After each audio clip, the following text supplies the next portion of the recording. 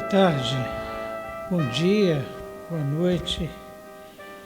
Mais uma vez aqui nós, com a graça, a misericórdia e o poder de Deus, começando a gravação de mais uma das nossas aulas, a 9ª aula do nosso curso de Apocalipse, a revelação da esperança. A palavra de Deus toda é constituída por livros que trazem a esperança da redenção, redenção essa conquistada por Cristo Jesus na cruz do Calvário, conforme a vontade do Pai. Hoje iniciaremos a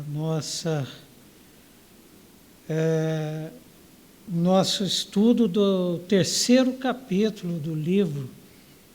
Trabalharemos com a introdução desse 3º capítulo, que consiste no estudo da carta de Jesus Cristo à igreja de Sardes. E nós vimos até agora que a carta à igreja de Éfeso é uma carta carregada de amor. Olha, lembra onde caíste e volta ao primeiro amor. A de Esmirna é uma carta de consolo na tribulação a uma igreja perseguida, a uma igreja pobre, espoliada. A de Pérgamo chama a fidelidade. A de Tiatira alerta contra as falsas doutrinas trazidas pelos falsos profetas, pelos falsos mestres. E é interessante que nós estudamos na aula passada que Jezabel, a falsa profetisa que minou a igreja de Tiatira com a sua mensagem falsamente profética, em que ensinava que para se derrotar Satanás, precisamos conhecer Satanás. Então, a mensagem de Jezabel ali na igreja de Tiatira era uma mensagem que focava em Satanás e seus seguidores. Mas, se nos debruçamos sobre a palavra de Deus, do Gênesis ao Apocalipse, nós vamos ver que ela aponta não para o conhecimento de Satanás, conforme ensinava Jezabel. Ela ensinava, falou, olha, que vantagem há em se vencer um pecado sem experimentá-lo? A palavra de Deus não ensina nada disso. Como que você vai vencer Satanás sem conhecê-lo? A palavra de Deus não aponta para esse conhecimento de Satanás, mas aponta para o conhecimento de Jesus Cristo, o nosso único e suficiente Salvador. Aponta para o conhecimento de Deus. E um conhecimento, não um conhecimento intelectual, não um conhecimento acadêmico de Deus, mas um conhecimento a partir da experiência com Deus na nossa peregrinação. Paulo escreveu aos Coríntios sobre esse assunto. Em 1 Coríntios 2,10 encontramos, mas Deus nolo revelou pelo Espírito. O que Deus nos revelou pelo Espírito? Esse conhecimento, o conhecimento de que nem olhos viram, nem ouvidos ouviram, nem jamais penetrou em coração humano o que Deus tem preparado para nós. É o que Apocalipse revela a nós, na palavra de Deus, por intermédio da ação do Espírito Santo de Deus. Por quê? Porque o Espírito Santo de Deus a todas as coisas perscruta, até mesmo as profundezas de Deus, e elas são reveladas a nós pequeninos. Aprove ao Senhor. E Paulo escreve também aos Filipenses tratando do mesmo assunto, tratando do mesmo tema. Em Filipenses 3, de 8 a 14, nós encontramos: sim, deveras, diz Paulo, considero tudo como perda. Para mim, nada mais tem valor. Por quê? Por causa da sublimidade do conhecimento de Cristo Jesus, meu Senhor, por amor do qual perdi todas as coisas e as considero como refúgio. Para quê? Para ganhar a Cristo.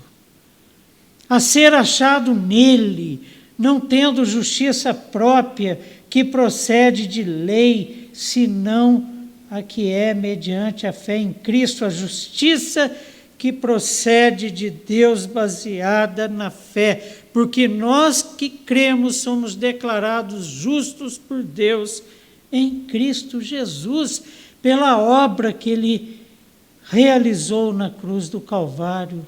Verso 10, para o conhecer, e o poder da sua ressurreição que nos é revelado, o mesmo poder que ressuscitou a Cristo Jesus é colocado ao nosso dispor, nós que somos filhos de Deus pela fé em Cristo Jesus, e a comunhão dos seus sofrimentos, conformando-me com Ele na sua morte, para que de algum modo alcançar a ressurreição dentre os mortos. Não que eu tenha já recebido ou tenha já obtido a perfeição, mas prossigo para conquistar aquilo que para o que também fui conquistado por Cristo Jesus. Irmãos, quanto a mim, não julgo havê-lo alcançado, mas uma coisa eu faço, esquecendo-me das coisas que para trás ficam e avançando para as que diante de mim estão, prossigo para o alvo, para o prêmio da soberana vocação de Deus em Cristo Jesus. Pois todos, que somos perfeitos nele, tenhamos esse sentimento. E se porventura pensais de outro modo, também isso Deus vos esclarecerá e vos trará para esse caminho. Então, o que Deus nos chama é para o conhecimento dele. Aí chega lá na igreja de Tiatira, Jezabel ensinando exatamente o contrário disso. E para termos uma ideia da importância e quanto que Paulo foi impactado por esse conhecimento, em Romanos 11, 33, ele ainda escreve sobre esse assunto. Ó profundidade da riqueza, tanto da sabedoria como do conhecimento de Deus. Quão insondáveis são os seus juízos e quão inescrutáveis os seus caminhos. Quem, pois, conheceu a mente do Senhor? Ou quem foi o seu conselheiro? Eu sou daqueles que creem que nós passaremos boa parte da eternidade na busca da compreensão desse conhecimento. E nas cartas que já estudamos de Jesus Cristo às igrejas na Ásia Menor, Jesus Cristo traz esse tema. Jesus Cristo aponta para esse conhecimento. Para a igreja de Éfeso, em Apocalipse 2,6, ele escreveu: tens, contudo, a teu favor que odeias as obras dos nicolaítas, as quais eu também odeio, porque não são palavra de Deus, não são o meu evangelho, é coisa de falso profeta e de falso mestre. Em Esmirna, verso 13 ainda, no capítulo 13, conheço o lugar em que habitas, onde está o trono de Satanás, e que conservas o meu nome, e não negaste a minha fé, não negaste o meu evangelho, não distorcestes o meu evangelho. Para a igreja de Pérgamo, no verso 14 do capítulo 2 de Apocalipse: tenho, todavia, contra ti algumas coisas, pois que tens aí os que sustentam a doutrina de Balaão, uma doutrina absolutamente estranha ao meu evangelho, e vocês deram ouvido a ela e não tiveram o cuidado de conhecer a mim, o caminho que leva a Deus. Outro sim, tu tens os que, da mesma forma, sustentam a doutrina dos nicolaítas e, igualmente, perversão do evangelho de Cristo Jesus, como Jezabel fez. Tiatira, verso 25 do capítulo 2, somente conservar o que tendes, até que eu venha. Conserve o que te foi revelado, igreja de Tiatira.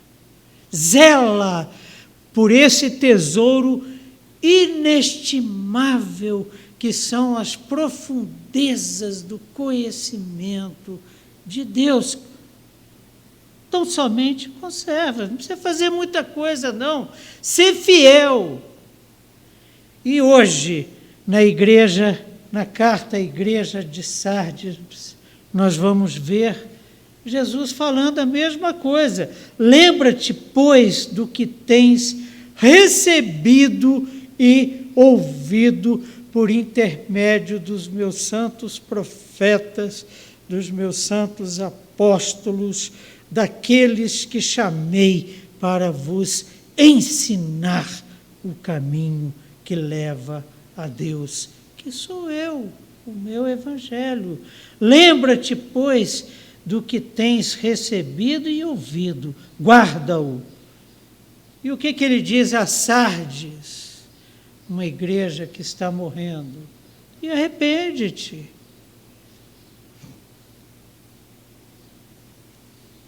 Por não ter tido esse cuidado.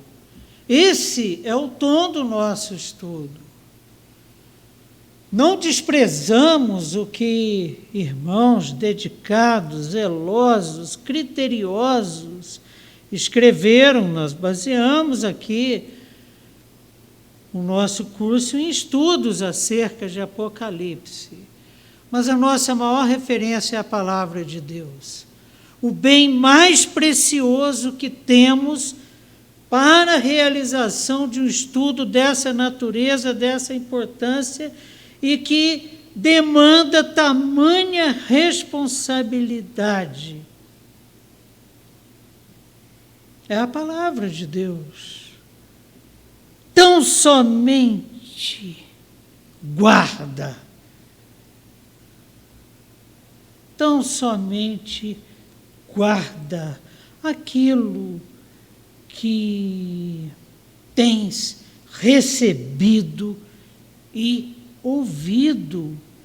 é a palavra de Deus, é a orientação de Deus que nós recebemos nesse processo.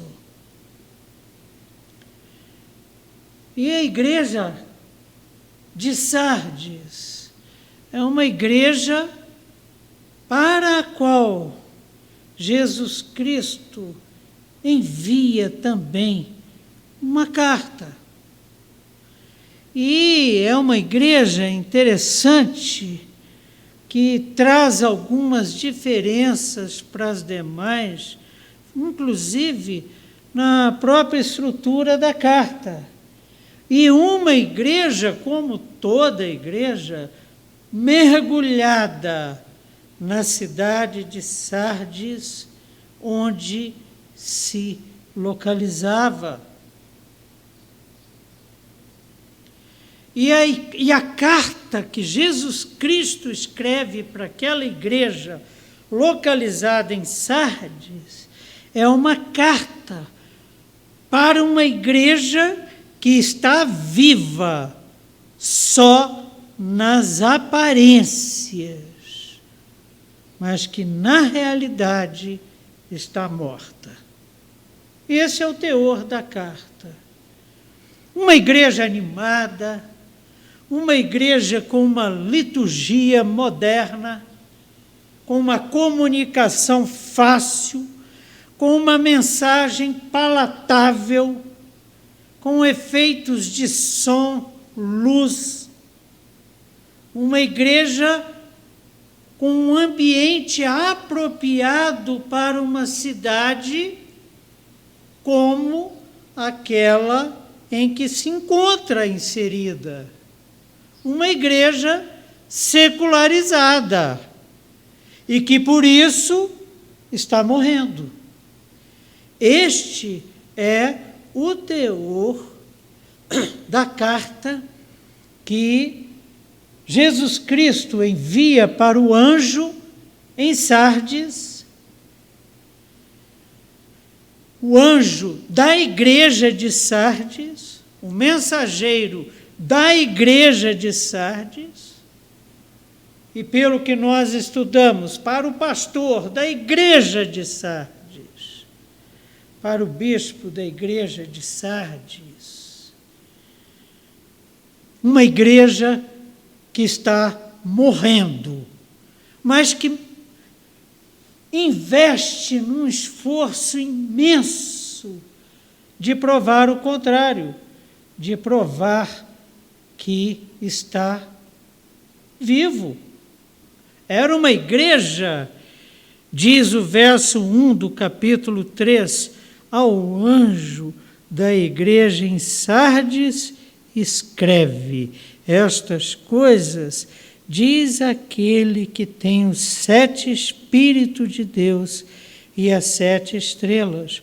Conheço as tuas obras, que tens nome de que vives e estás morto.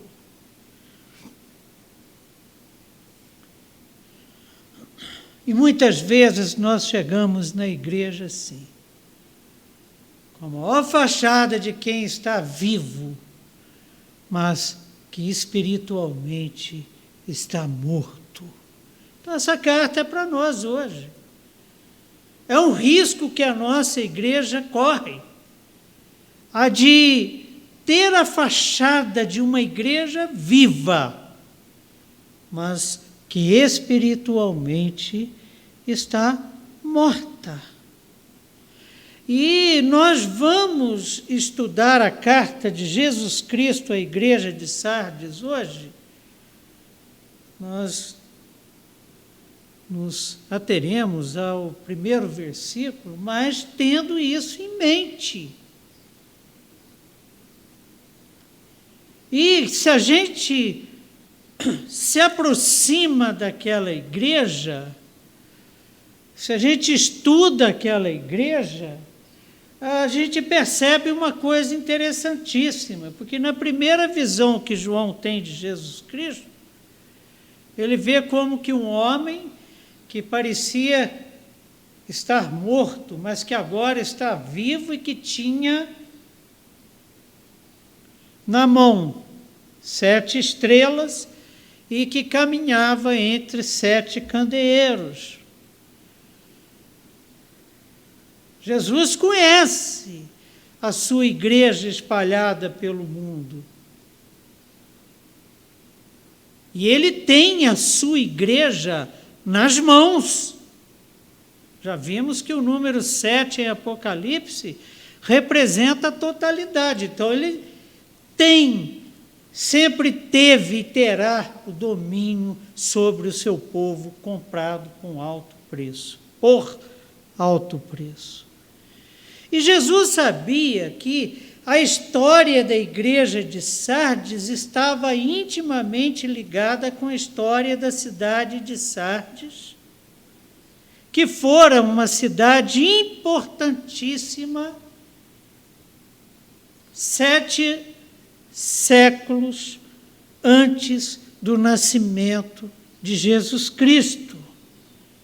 No século 7 antes de Cristo, Sardes era a capital da Lídia, na Ásia Menor, um reino criado por um rei poderoso, Giges, conhecido como Gugu para os assírios. E ele torna Sardes a capital do seu reino, o reino da Lídia. E há registros que, nesse período, Lídia era uma cidade riquíssima, uma das poucas no mundo antigo cujos edifícios e casas eram cobertos por telha. Mostram os sítios arqueológicos. Alguns ainda afirmam que a cidade de Sardes, o reino da Lídia, conduzido por Giges, tem a ver, por exemplo, com Gog, como se fosse um protótipo de Gog, descrito em Ezequiel capítulos 38 e 39, que vai ser tema de conversa nossa mais adiante. Isso porque a cidade era uma potência militar, que raramente perdia uma batalha. E por que Sardes raramente perdia uma batalha, o que dava fama ao reino da Lídia? Porque ela estava encravada no alto de uma colina, cercada por muralhas poderosas, e por isso sentia-se inatingível.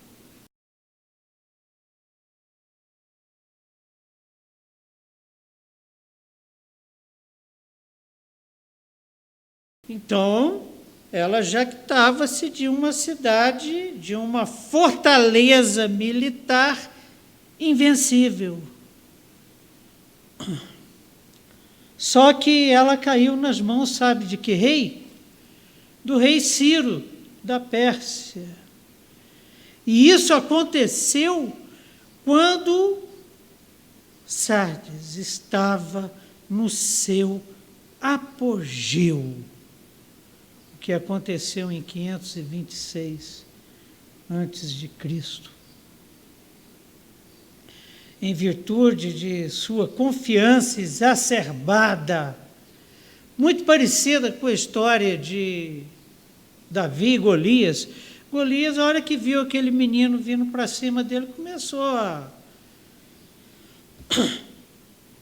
falar um punhado de besteiras com relação a Davi.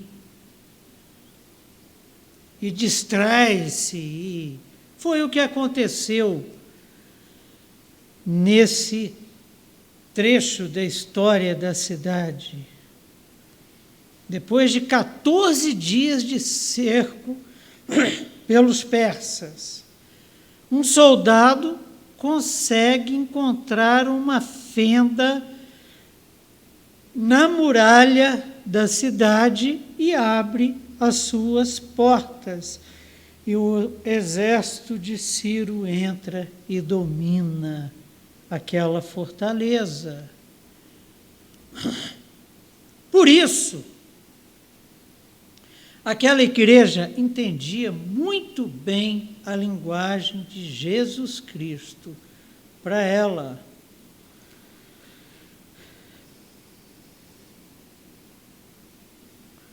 Ser vigilante, porque do contrário virei a você, como Ciro veio, como um ladrão, quando você menos espera, e me apossarei de ti.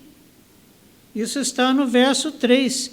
Lembra-te, pois, do que tens recebido e ouvido, guarda-o e arrepende-te. Perceberam a importância de vigiar e orar e vigiar, tendo nas mãos a palavra de Deus, que é a verdade, a realidade é Cristo. Porquanto, se não vigiares, virei como ladrão. Uma metáfora bastante usada por Jesus Cristo no seu Evangelho. Eu virei como um ladrão. Apocalipse não tem a preocupação de marcar datas. Pelo contrário, quando Jesus é questionado pelos seus discípulos acerca de quando estas coisas iriam acontecer, ele diz: olha, cabe ao Pai, nem a mim. Vigia e ora. Mas essa não foi a única queda da cidade. Um pouco mais adiante, 334 antes de Cristo, é a hora da Grécia. Lembra lá das visões de Daniel? O Império Grego, sob o comando de Alexandre o Grande, conquistando o Império Persa. 334 a.C., Alexandre o Grande conquista Sardes. Conquista Sardes. E torna aquela cidade, ele ficou encantado com a cidade, e torna aquela cidade como a cidade da deusa Cibele. A deusa Cibele torna-se a padroeira daquela cidade. E a deusa Cibele era a deusa da vida. Ela era tida como a deusa capaz de ressuscitar os mortos. E Jesus Cristo também trabalha essa questão. Olha, você tem nome de quem vive, mas está morta. E quem é que está falando? Jesus Cristo, o único Deus da ressurreição dos mortos. E depois tem aquela cisão toda no Império Grego, e em 218 a.C., Antíoco Epifânio, Seleucida, toma a cidade de assalto mais uma vez e a destrói. Diferente de Alexandre, a cidade se rendeu a Alexandre. A política internacional de Alexandre era uma política de união dos povos, e um exímio diplomata, negociador, e Sardes se entrega a Alexandre o Grande. E começa ali um processo de helenização, e a definição de Cibele como a padroeira da cidade faz parte dessa helenização, sendo ela deusa grega. em 218 a.C., então Epifânio invade e novamente a cidade é tomada.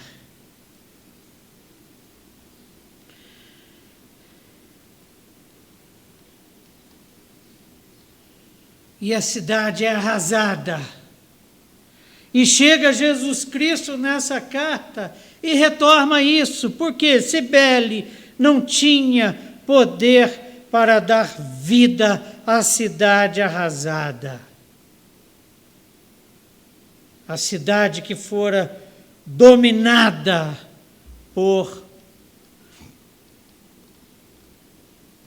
pela Grécia, por intermédio de Antíoco. E Deus, e Jesus Cristo, lembra aquela igreja isso. Você está morta, e eu sou o único capaz de revivê-la.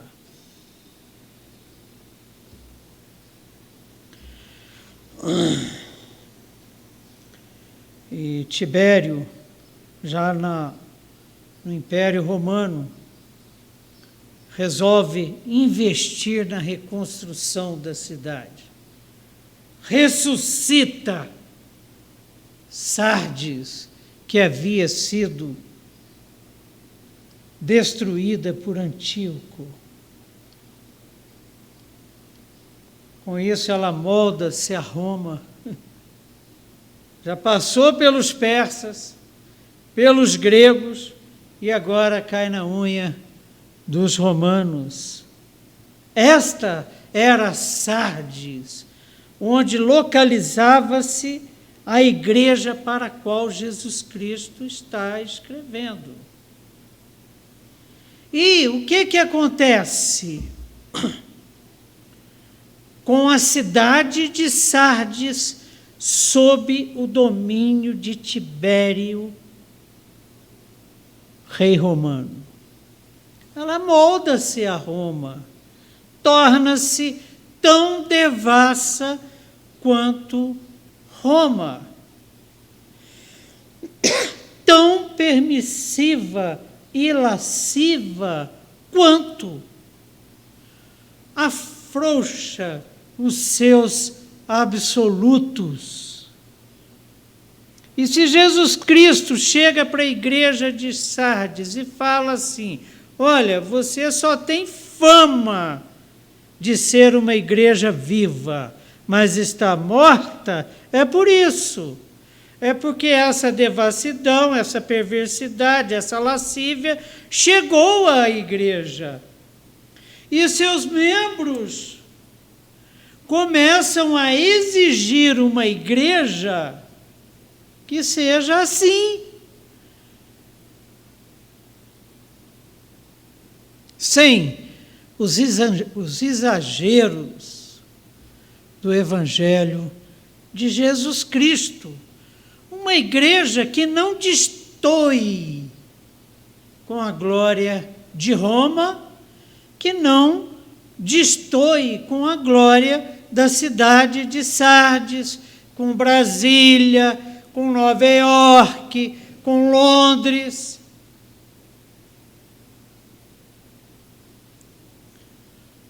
A igreja também afrouxou os seus absolutos. O que era para ser um candeeiro, uma lâmpada a brilhar naquelas trevas, torna-se tão treva quanto a cidade. E por isso morre.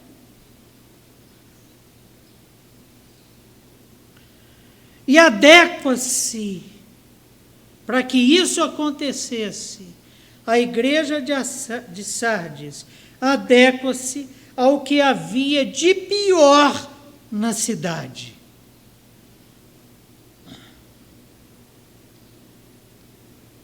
Acho interessante que muitas vezes nós tendemos a pensar que os problemas que nós vivemos hoje são frutos da modernidade. Pelo fato de sermos uma sociedade moderna, hegemônica, qualquer lugar do mundo que você for, você vai encontrar o que você encontra aqui em Brasília. Tem um amigo meu que viaja muito pelo mundo, ele falou que, cara, está ficando até monótono, porque tanto faz você estar num hotel aqui em Brasília como em Hong Kong, é a mesma coisa. Até como é que chama esse aplicativo de alimentação, iFood, é o mesmo.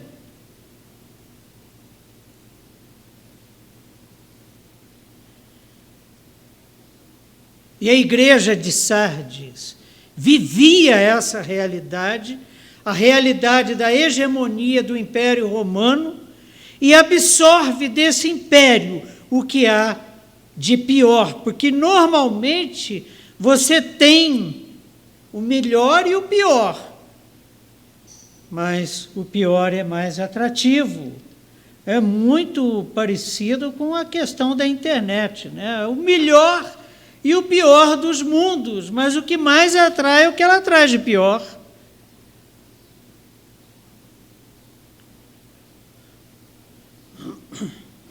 Decide hoje no mundo eleições, mas o que traz de pior.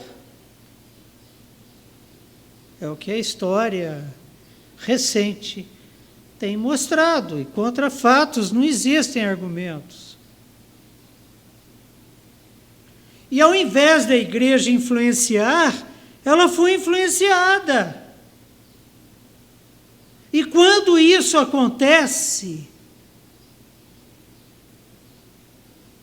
a chance de tornarmos igreja de Sardes é grande. Igreja que está viva só de fachada, mas que espiritualmente está morta. Por quê? Porque o cabeça, Jesus Cristo, é colocado de lado. Quem passa a falar mais alto?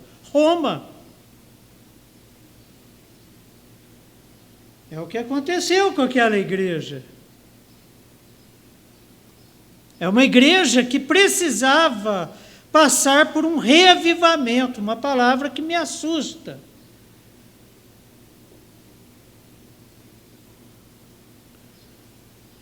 Porque as experiências que eu tive de observação de igrejas que se autodenominam reavivadas foram experiências terríveis.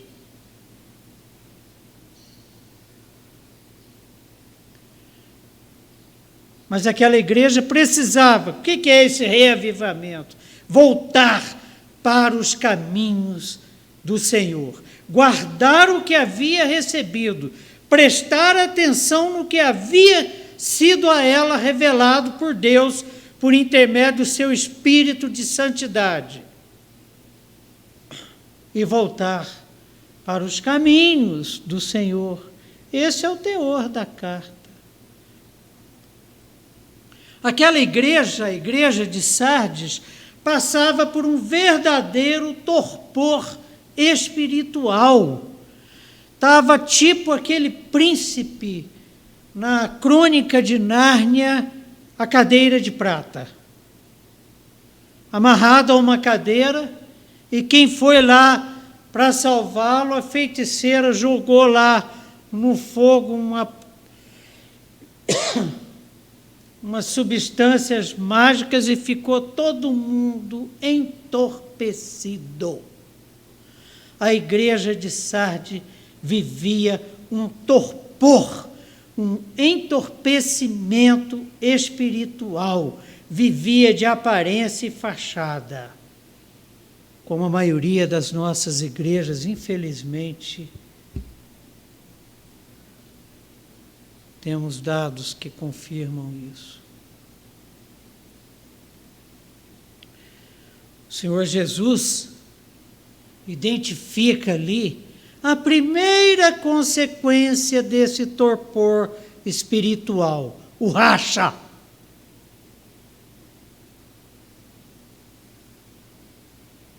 Briga entre irmãos, ou pior, indiferença entre irmãos.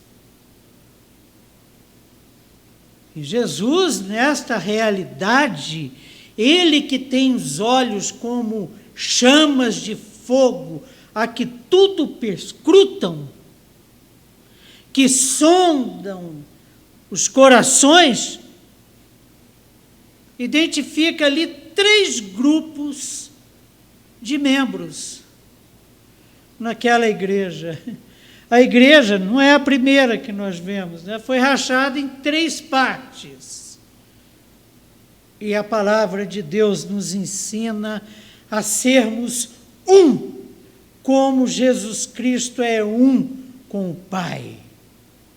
Devemos ser um no corpo de Cristo, sermos um com a cabeça que é Cristo, sermos um com o Pai. Essa é a vontade de Deus, tá? Qualquer coisa fora disso é balela. E aquela igreja vivia uma balela. Rachou-se em 3 grupos. Que grupos são esses que Jesus Cristo identifica ali? O primeiro, o dos mortos. Havia naquela igreja um grupo de pessoas que nunca havia verdadeiramente se convertido ao Evangelho de Jesus Cristo.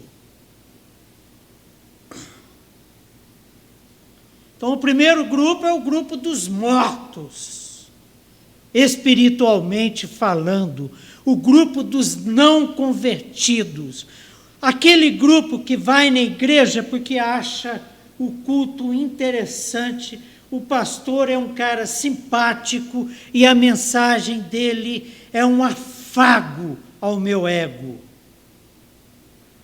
Esse é o primeiro grupo, identificado por Jesus Cristo na igreja de Sardes. Vemos no versículo 1, conheço as tuas obras, que tens nome de que vives e estás morto. Olha, você é crente só de nome. Você está morto.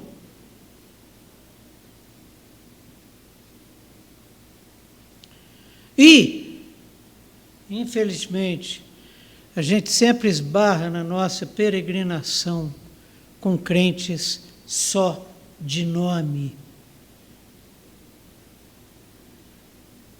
E é triste, porque na maioria das vezes, pessoas a quem amamos. E o segundo grupo? O segundo grupo é tipo, está aproximando o carnaval agora, não é? A coisa já ficou feia com relação à Covid por conta de Natal e Ano Novo. Agora imagina o carnaval.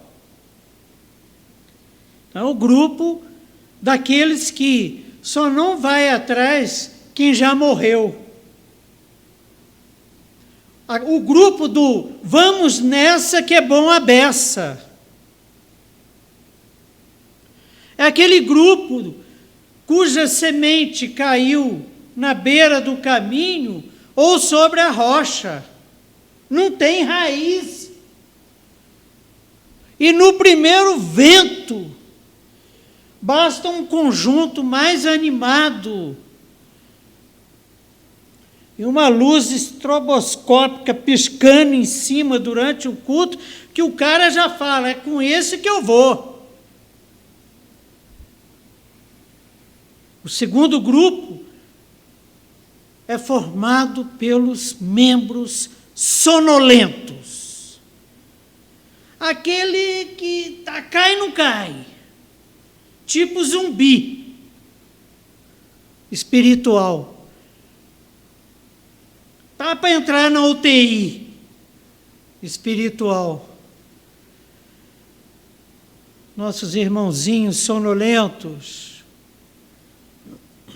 entorpecidos, encantados pelas novidades, oferecidas no crescente mercado evangélico.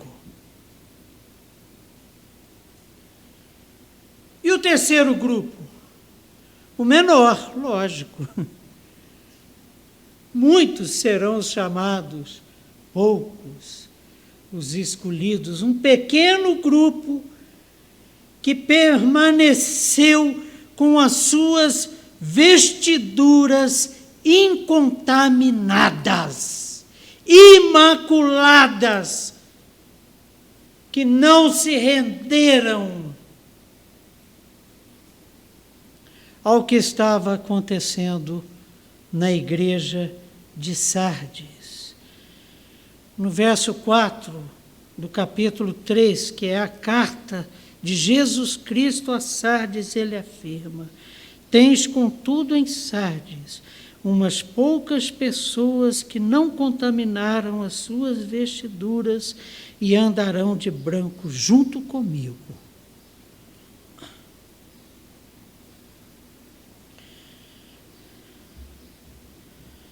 Havia ali um grupo de fiéis, um grupo zeloso, um grupo que não estava preocupado com o que as pessoas pensam, querem ou desejam, mas com o que Deus pensa, com o que Deus quer, com o que Deus sonha para o seu povo.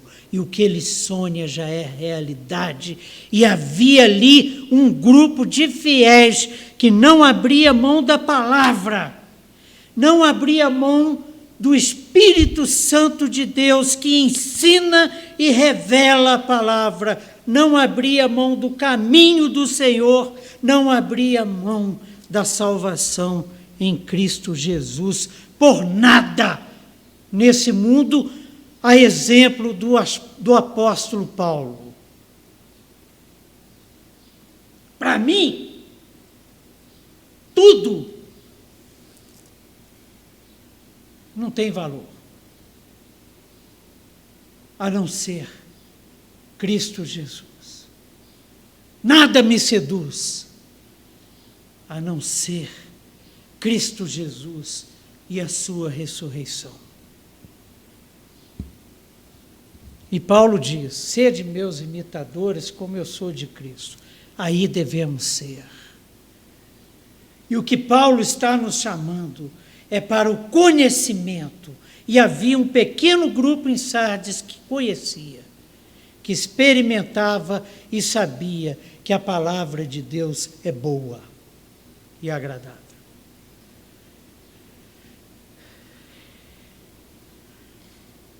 Por isso a igreja estava morrendo. E Jesus Cristo escreve essa carta para Sardes, escreve essa carta para nós, IPJB. E hoje e na semana que vem nós vamos nos debruçar sobre ela com este olhar, o olhar de que é uma carta escrita para os nossos dias,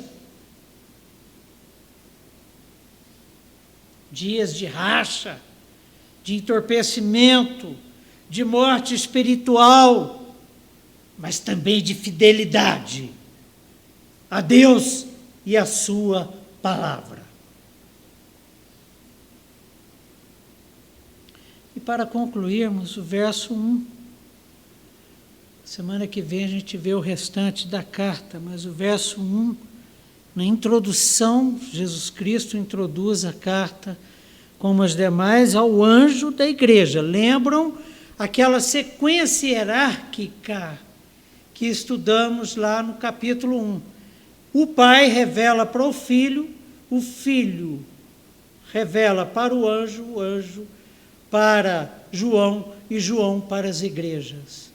E nós vimos que o anjo da igreja de Sardes seria um termo carinhoso de Jesus Cristo para o seu pastor, para o seu bispo, para o seu servo sofredor, que poderia estar percebendo ou não, já poderia estar sendo contaminado pelo torpor, porque a igreja estava morrendo. Ao anjo da igreja em Sardes escreve: estas coisas diz aquele que... Como que Jesus se apresenta a Sardes? Tem os 7 Espíritos de Deus e as 7 estrelas. Ele tem o Espírito Santo e tem as igrejas.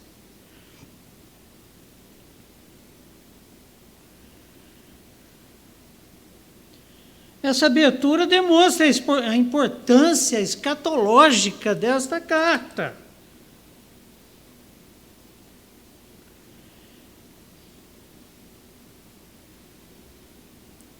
Os nomes de Cristo mencionados aqui são uma crítica à igreja. Primeiro, ele tem. Não é Cibele, sou eu.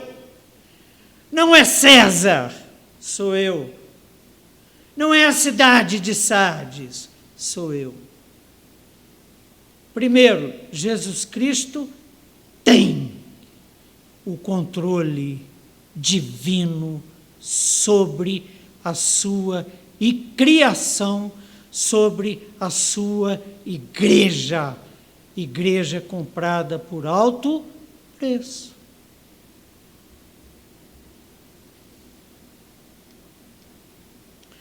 Ele tem os 7 Espíritos, uma referência à natureza cétupla, plena do Espírito Santo, uma referência à completude da obra do Espírito Santo na Igreja de Cristo, a obra plena, completa do Espírito Santo na nossa igreja. É Ele, não somos nós. Por isso que Paulo afirma: quando estou fraco, aí é que eu sou forte, porque dá espaço para o Espírito Santo de Deus. Somos vasos de barro defeituosos. E o Espírito Santo veio para nos consolar, ele veio para nos revelar, ele veio para nos convencer de que somos pecadores e que as nossas obras de justiça não passam de trapos diante de Deus.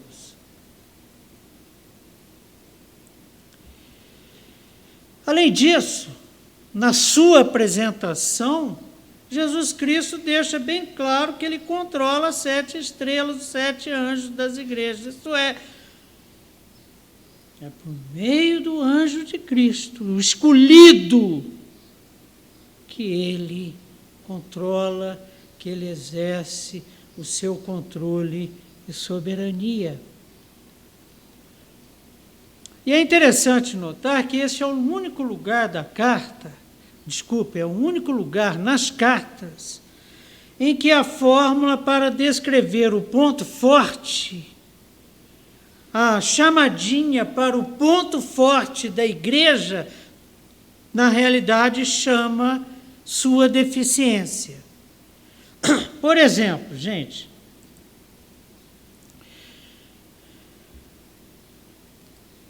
em Éfeso,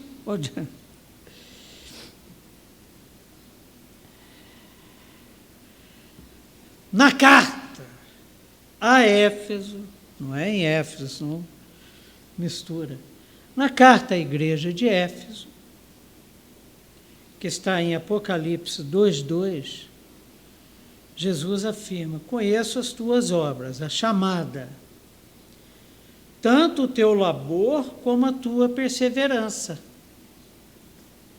Então, chamou aspectos positivos daquela igreja.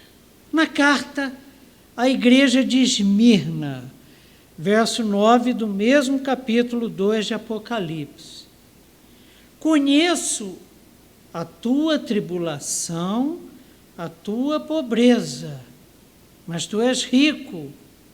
E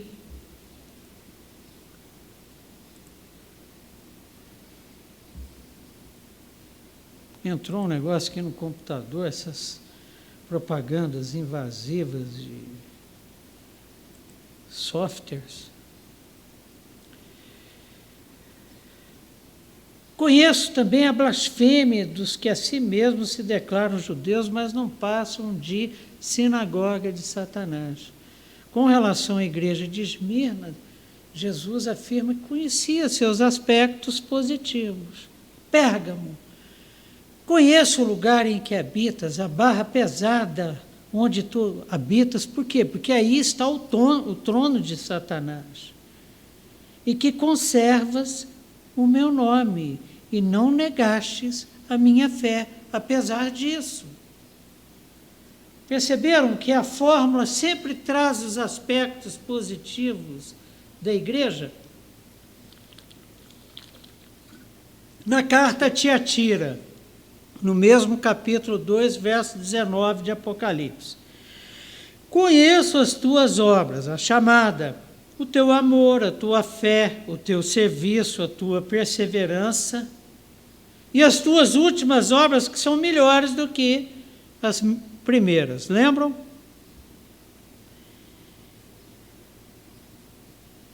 E aqui, na carta à igreja de Sardes, conheço as tuas obras.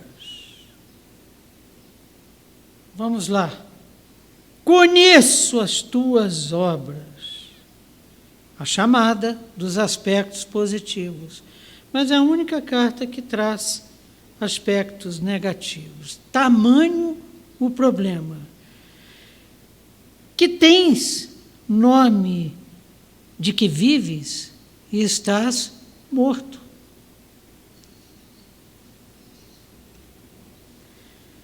Além disso, tens fama de estar vivo, tens fama, és conhecida como uma igreja viva, mas estás morta. Sabe o que Jesus está dizendo assim, na lata? Como diria o diretor lá do CDS, o Centro de Pós-Graduação da UNB, onde eu estudei, Estevão, você quer que eu doure a pílula ou que eu vá direto à lata?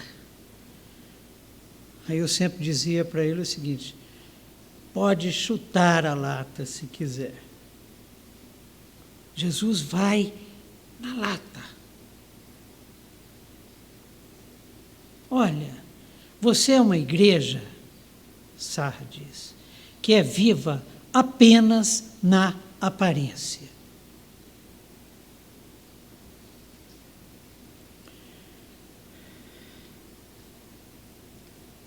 A falsa doutrina dominava ali. Mas o interessante, chamando aqui de falsa doutrina, o quê? É pegar o evangelho e maquiar, torná-lo palatável.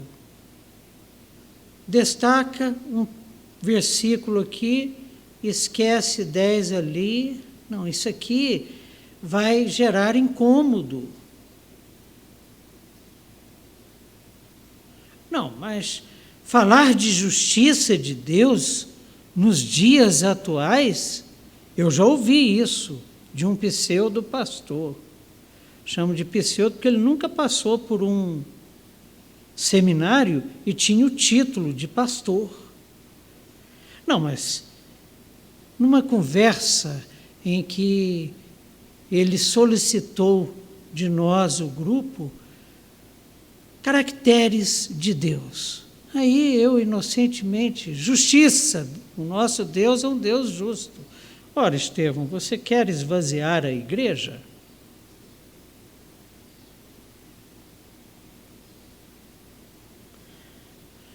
Isso é uma falsa doutrina. Você está apresentando para a igreja um Deus mutilado, um evangelho mutilado. Percebam que na carta, Jesus Cristo não fala de baalamitas, que são os seguidores de Balaão, nem de nicolaítas e nem de Jezabel. Por quê? Porque não precisava. Não precisava da ação sedutora de Satanás com doutrinas falsas. A própria igreja fazia isso muito bem.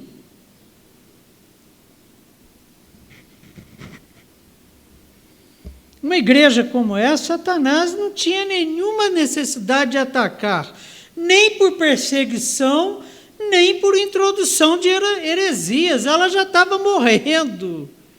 E Satanás estava morrendo de achar bom.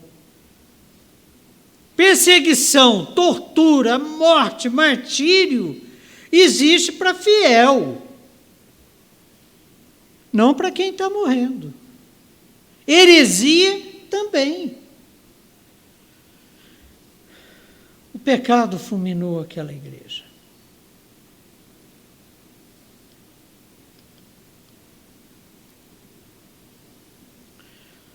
As obras daquela igreja, conheço as tuas obras.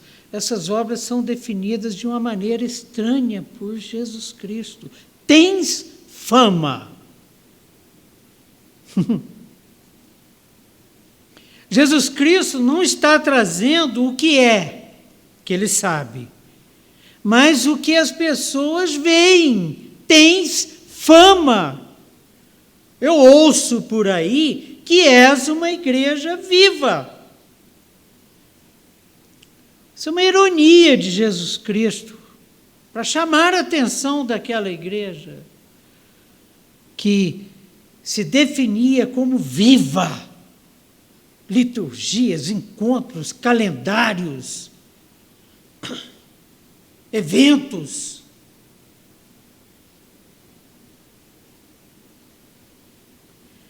Ela tinha um nome cristão de vida, porque Cristo traz a vida. Mas também o pagão de morte. Ela só parecia viva. Só parecia que era viva, mas estava morta. Não pense que ela estava sem vida porque nada acontecia. Perderam o brilho ou a animação, a pujança ou a celebração. Não, não era isso. Provavelmente tinham contratado um pianista profissional, uma orquestra sinfônica e um coral madrigal de uma universidade do Império. Não era.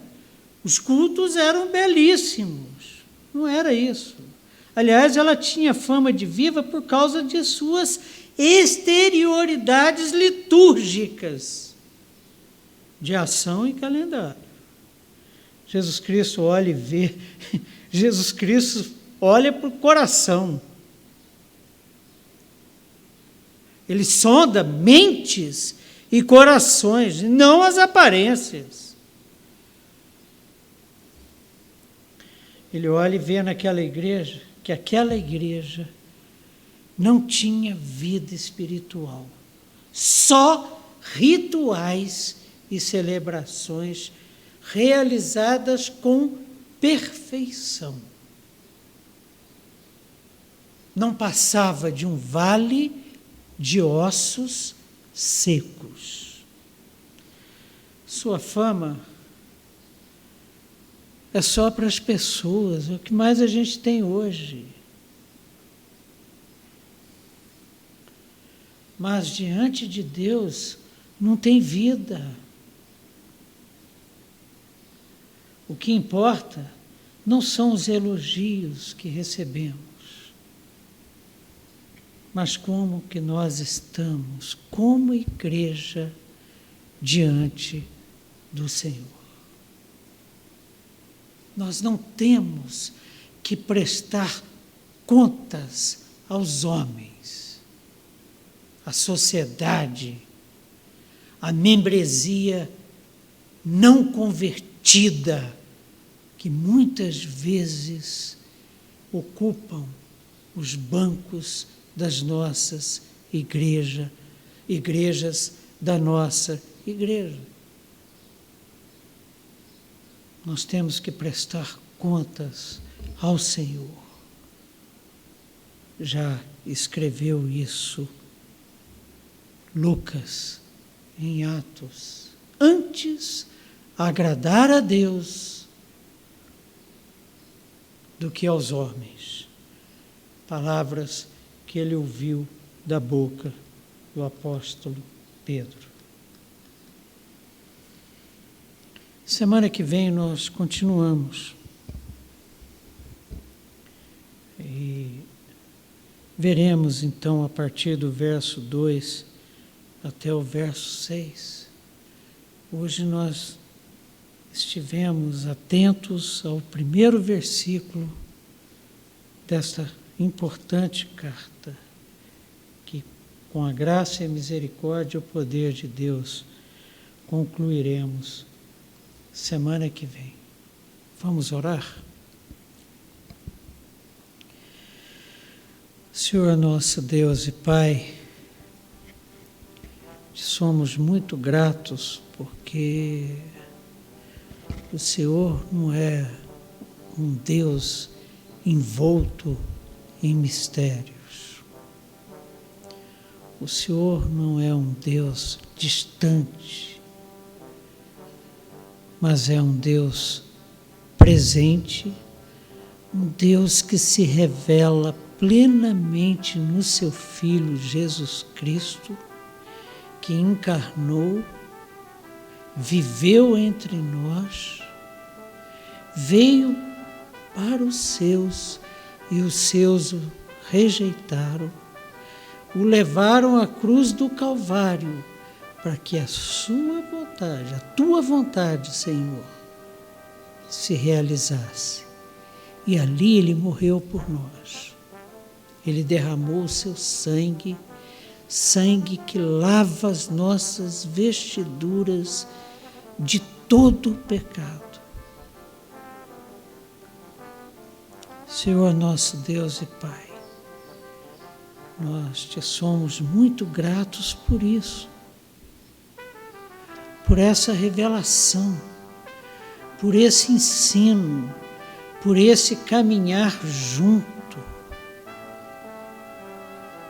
por esse estar ao nosso lado como filhos teus, como igreja tua que foi comprada por este alto preço, o sangue do teu Filho derramado na cruz do Calvário.